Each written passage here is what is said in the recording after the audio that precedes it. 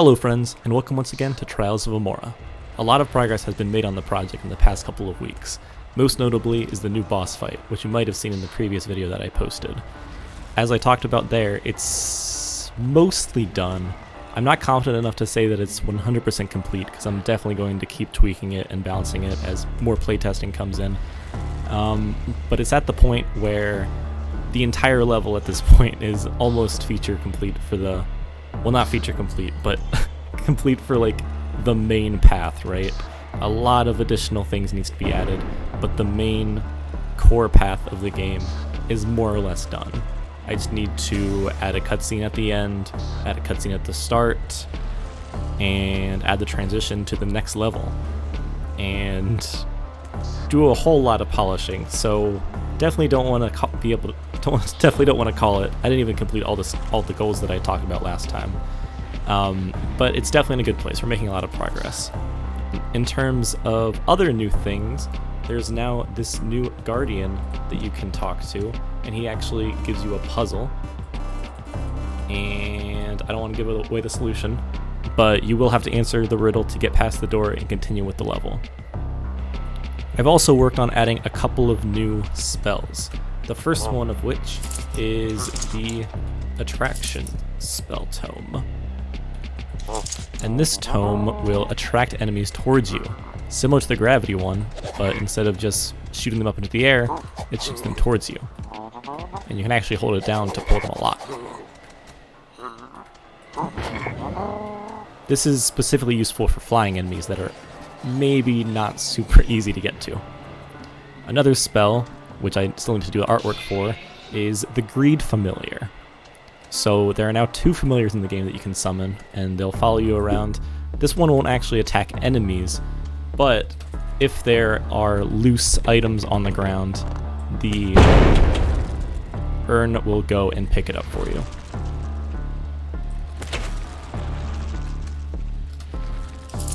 Lastly, I've also added the Darkness Tome.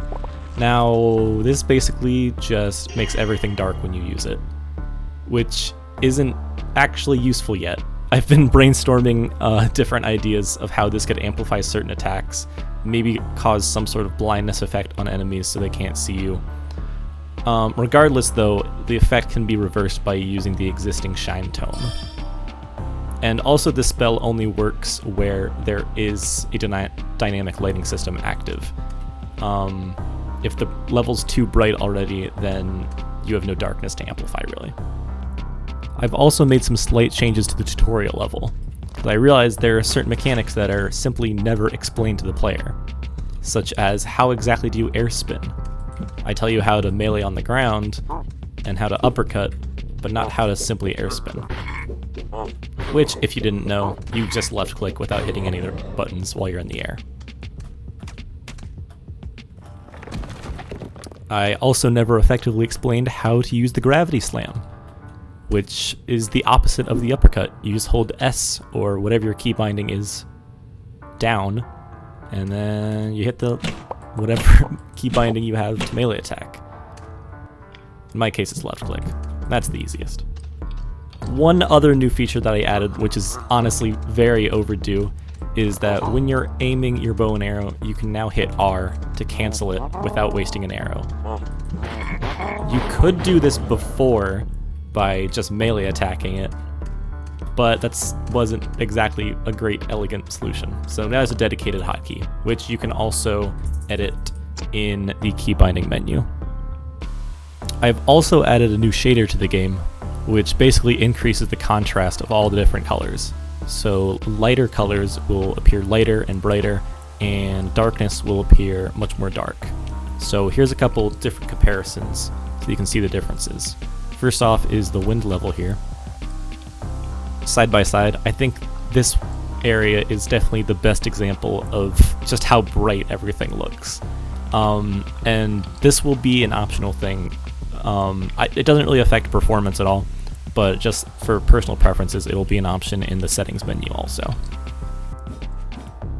Next is the Cove, which I think does the exact opposite. It shows how much the darkness gets amplified, and just really brings out the colors and makes everything look more real doesn't seem like the right word, but just, I don't know, more encompassing, more encapsulating, much more like a world. I don't know. I think it looks really good though. I'm very happy with this edition.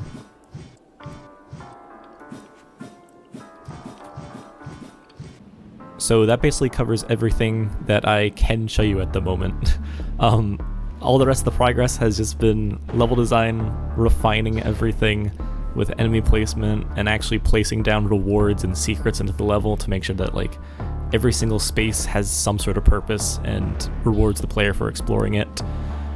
And yeah, doing very good though. I'm definitely thinking that we're on track to complete level 5 by this summer, and gonna get started on the fire level after that, and just keep on going. Gonna hopefully finish this game before I die, so that you all can play it, and yeah, all this won't be for nothing. So as always, thank you all so much for your continued support. Let me know if you have any feedback down in the comments, and yeah, I'll see you guys next time. Have a good one.